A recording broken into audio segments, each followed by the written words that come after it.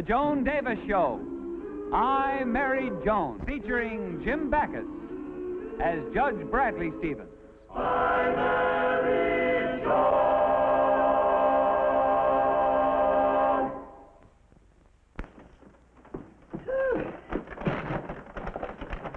Frozen soup, frozen chicken, frozen potatoes, frozen pie. Ah, there's nothing like a home-cooked meal. Must stay home one of these days and cook one. See, I wonder if I've forgotten anything. I don't know why, but I've been forgetting an awful lot these days.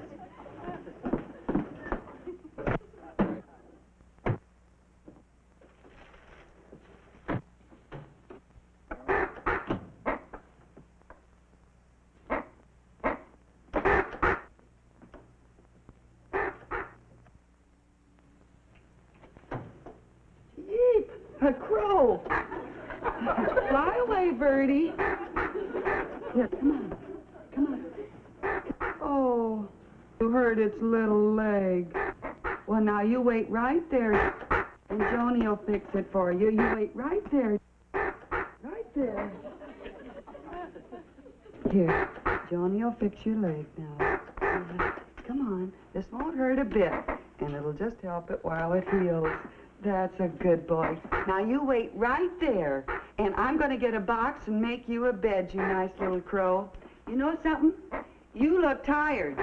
You've got people's feet under your eyes. You got a cold, too, huh? Here, I've got something for you. Here. Here. Here, now you munch on that. Isn't that good?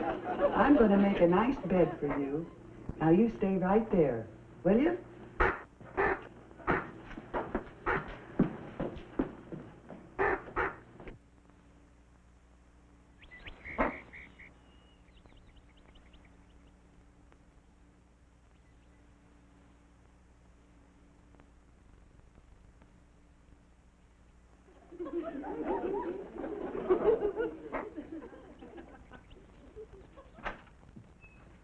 Joni! I'm home. Oh, hello, dear. Hello, darling. Oh, Brad, I wish your head was bigger. You wish my head was bigger. Joan, what are you talking about? This hat box of yours, dear. I'm just hoping it won't be too small for Christopher. Christopher whom? Oh, I don't know his last name. I just named him Christopher. Oh, it's the darlingest crow. He hurt his leg, so he flew in the kitchen window, and I fixed it. What was wrong with the kitchen window? I didn't fix the kitchen window. I fixed Christopher's leg. That's why I'm making him this bed to convalesce in.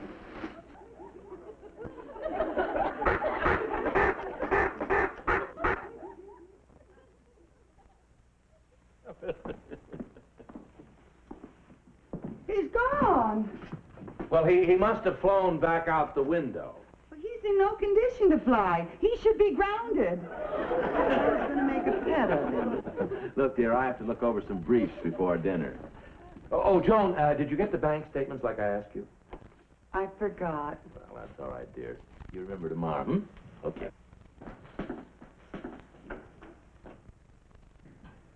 I think I forgot.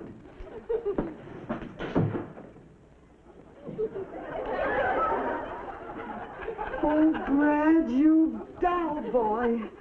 He's the same mad, impetuous, romantic spendthrift I married. Brad, I love you! Oh, they're beautiful. Why, each one is a pearl. Tell me, Brad, are they imitation or artificial? What are you talking about? Oh, you know very well. What a wonderful surprise, hiding them in my purse. Look, dear, I'm in no mood for jokes. I had a very tough day in court. I had a case I couldn't settle in court today. Oh, I'm sorry, dear. Do you want to tell me about it? Well, it was Glue-Finger Sebastian. I had him right there before me and couldn't convict him. And, well, now he's free again. Well, why didn't you just send him to jail? Well, Joni, he always has an airtight alibi. He's always miles away from where the robberies occur. I know he has an accomplice, but the police can't find him. And with all your problems, you still thought about surprising me with the pearls. Oh, Johnny, will you please? Oh, honey, will you answer that, dear? I want to see how they look on. Hello, Judge. Hello, Janet. Hey.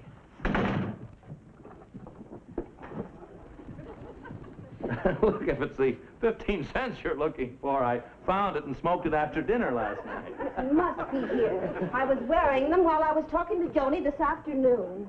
I've been meaning to have the clasp fixed. It's weak. Wait a minute. A light is beginning to dawn. It couldn't by any chance happen to be a pearl necklace you're looking for. Well, of course it's my pearl necklace. What else? Did you find it? It's going to be tough to pry loose. Oh, Joni, the mystery of the pearl necklace is solved. Oh, excuse me, it's the back door, Janet. Where did Joan find my pearls? In her purse. She thought that I put them there. In her purse? Well, how did they get there? Well, don't ask me. You women never know where you put things. Oh, hello, Janet.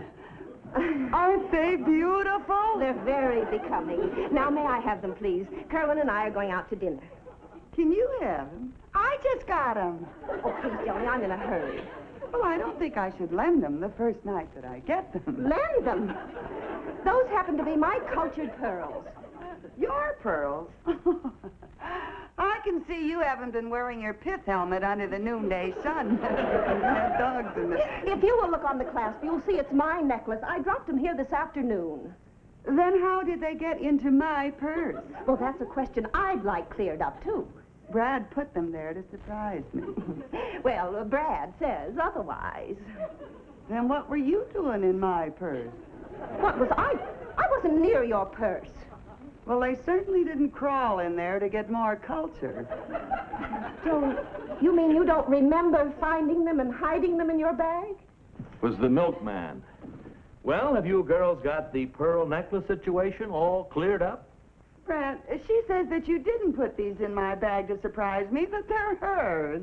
Joni, I told you before I didn't put them there. Now, will you be a good girl and give them to Janet? I'll be more careful in the future. Well, stop giving me that fishy look. You'd think I was trying to steal your old pearl. Now, look, Joni, no one is accusing you of anything as silly as that. Now, look. Well, with some people, it's like a sickness. Sickness?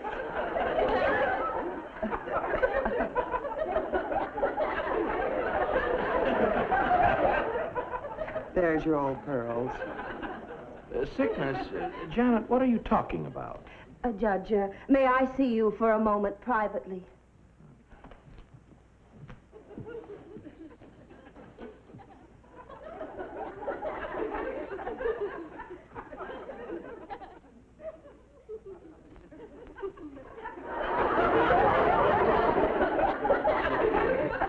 Have you had any hallucinations before or found strange things in your purse? The only strange thing I ever found in my purse was money. What do you think I am, a kleptomaniac? Oh, that's Kerwin in the car. I've got to run. Oh, Joni, in the meantime, if you have any shopping to do, I would advise you to do it by mail. Why, Joni, stop the nonsense and we'll have a nice evening and go out for dinner. Oh, Brad, you don't think I'm a mental case, do you? Of course not. There's nothing mental about you. You're sweet. Honey, I'll go and change for dinner. Oh, what'll I wear? Oh, anything, as long as it doesn't have pockets.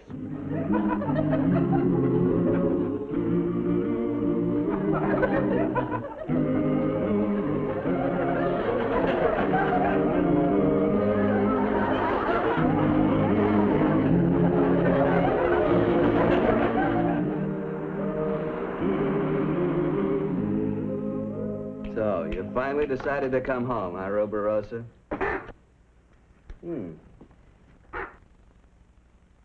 Still pulling the old sympathy bit with the leg, huh? What was it this time? Blonde? Always falling for dames. Last year was that redhead. Took me 2 weeks to teach you to bring the loot back here again. Thank you.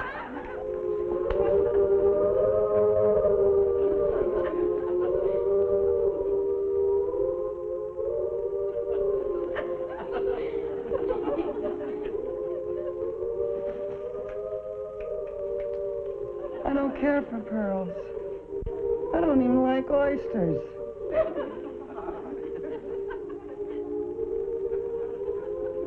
I never really wanted the pearls.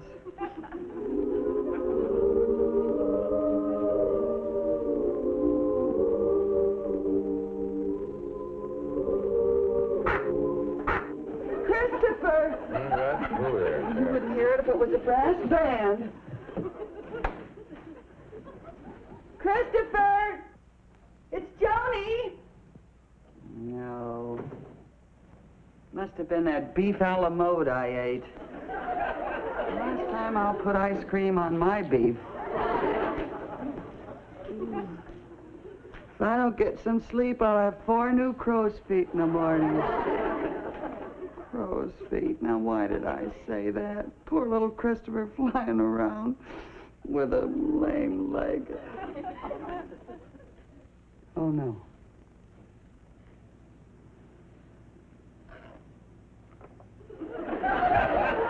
Must be dreaming. Brett! Wait, how am I going to explain it to myself? Oh, I must be a kleptomaniac. I must do my klepting in my sleep.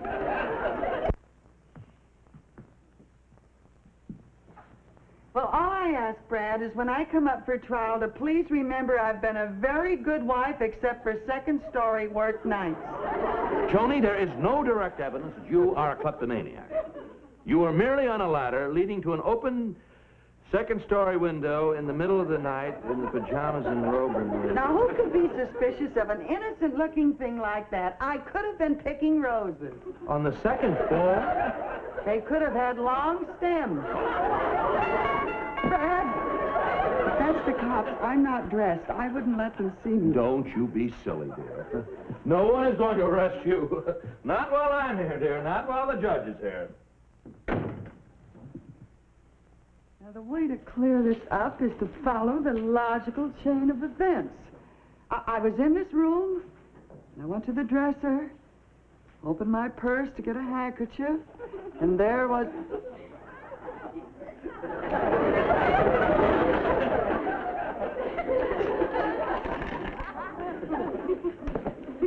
There must have been at people's houses I don't even know. Brad? Oh, Brad. Tell me, officer, were there any clues? Well, I don't know anything about that, sir. My job is just to canvass the neighborhood and find out if there were more robberies that weren't reported. Did you find any jewels or anything missing this morning? I hope so. I don't know, but however, I'll check for you. Joni, are we missing any jewelry? No, I think I got it all. I guess we were unfortunate enough to be missed. That is, there was nothing worthwhile in the house for the robber to be concerned with. Well, thanks again for calling, officer. Thank you, Judge. Yes, not at all. Joan!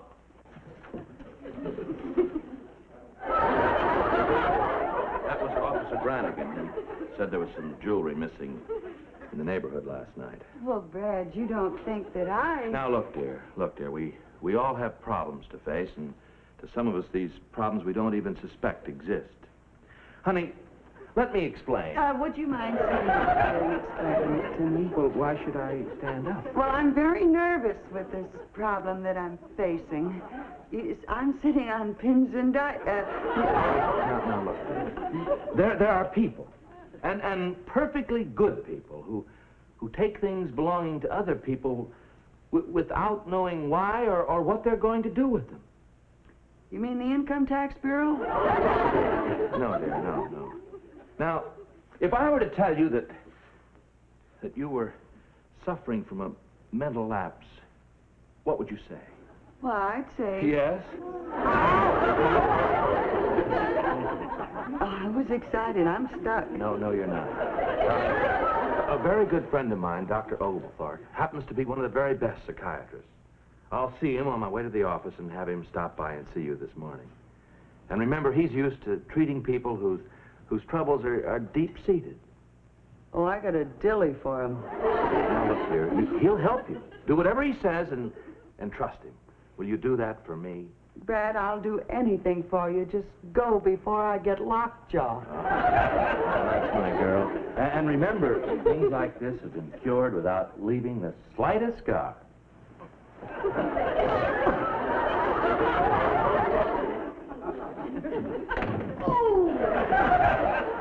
Who said diamonds are a girl's best friend?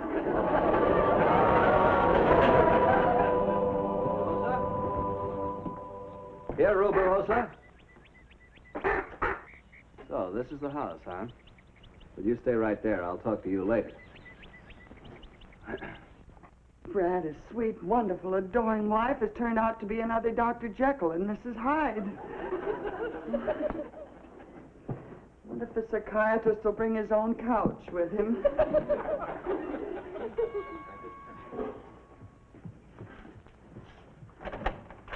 Oh, hello.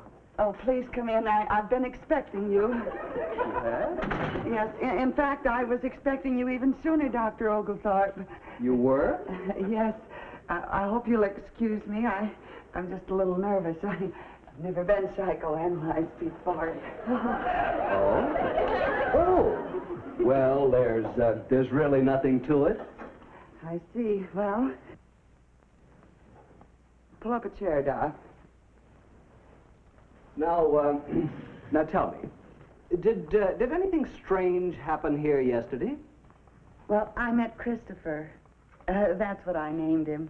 He's a darling little crow. Oh, that's very important. Go on. Well, he flew in the window. He hurt his little leg, so I fixed it, and then he flew away again. Do you think maybe that had something to do with my problem?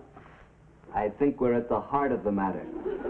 And tell me, what did you do with all the things you collected? Well, I hid them so nobody could find them. I was scared. Well, I'd call that a normal reaction. Perfectly easy to understand. Nothing at all unusual about that. A perfectly normal reaction. And where did you hide them? I don't know. I told you I hid them so nobody'd find them. You mean you don't remember what... Try to think. You must remember. Search your memory. Oh, I don't know where I put that either. I'm a mixed-up kid. I know I hid them somewhere in the house, but I don't know whose house. Were you in somebody else's house today? No, I think. And it must be in this house. I think. Where do you usually When? The jewels. Where are the jewels? Find them if I have to turn this room upside down.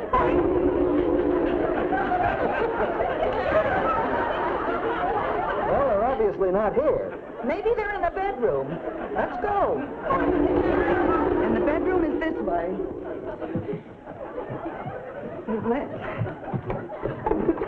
See, maybe they're... Oh, no, that would be silly. Nobody would hide jewels in there. Where? In my jewel box. That's too obvious. That would be absolutely ridiculous. It would be the first place anybody'd look. Yeah, it's even got jewels printed in gold letters on the box. See that? You know, a person would have to be absolutely crazy to hide jewels in there. You'd have to be absolutely insane. Screwy. Cracked. Nuts. Shall we take a peek? The jewels. I am crazy. You're right. Both times. Dr. Oglethorpe, where are you going? Mexico. I got a very sick patient down there. Oh, that's too bad. All right, Sebastian. This is it. Sebastian, that's Dr. Oglethorpe. We finally got his accomplice. Okay, let's go on down to the station house, both of you. No! No! No! Get out your rubber hoses. Pull out my fingernails. That's all I'm going to say. Now, look, lady, we don't buy that kleptomania story. Why don't you just admit you're an 809? I am not. Joni! Brad! Judge Stevens! Tony, what have they done to you? Oh, please, Brad, I'm not dry yet. I don't know what he's saying. You see, honey. Judge, you mean you know this crook? This crook happens to be my wife. Oh, Brad, I didn't want them to discover that. You're married to an 809. Now, don't you cry, dear. Everything is going to be all right. But, Judge, we didn't know. Yeah, we're working on this case and we caught this crook.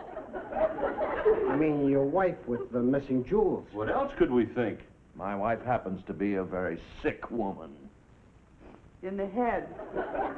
Okay. Oh, Brad, why don't you just leave me? Go away. Leave me. Make a life of your own. There's plenty of chicken liver in the freezer. I darned your brown wool sock. Brought back your overdue library book. Make a fresh start. Oh, I saved the soup bones for you. Loves to pick on the bones. The marrow's good for him. Makes him nice and... Now, Johnny, no one is going to leave you. We're going to straighten this whole thing out. But we already booked her, Your Honor. How are we going to explain it? My wife is a victim of circumstantial evidence. You mean I'm not an 809? Oh, you're not even a 2x4. Joan, I've been doing a lot of thinking about this, and you just couldn't have committed these robberies. How'd you discover it? Well, I don't know. I haven't figured it out yet, but there's a missing link somewhere. Christopher, you've come back to me.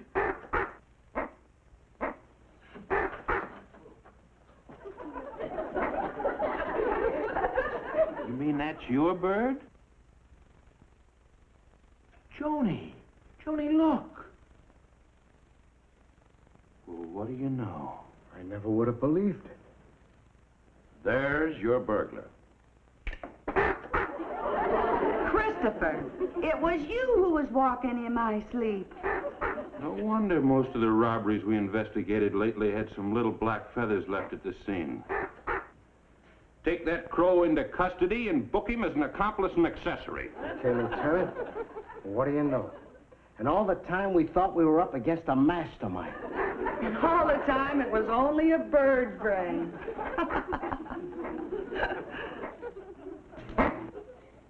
Oh, not you, Christopher. Me.